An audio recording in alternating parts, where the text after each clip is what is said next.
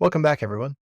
In this part of the lesson, we're going to add an install page as a nice way for our users to see the benefits of using our app. It's really easy to get started. All we're going to do is drop a page template and it's pretty much ready to go. So I'll just slide over in my canvas here.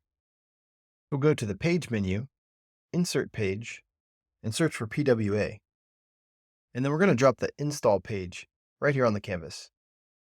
This page template comes with everything you need to have a great install page that works both on mobile and on desktop. So I'll zoom in here and let's start making some modifications.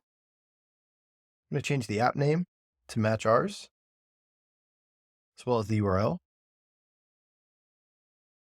We'll swap out our icon, and then we'll decide what images and video we want. For my purposes, I actually don't want a video. I don't have one.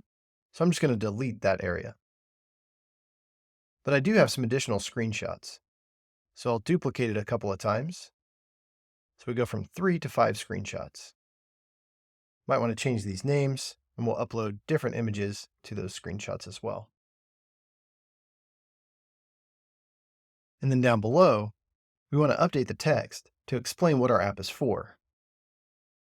So I'll just replace this text with something real basic about Listly. All right, so now let's preview it and see what this looks like. So you can see it already looks great. Has some nice scroll effect to it. It explains to the user exactly what our app is about. If the user clicks on the install button, it's going to prompt them just like if they clicked on the install button provided by the browser. And this will work across all devices and all browsers that support PWAs. So that's it for setting up your install page for your PWA.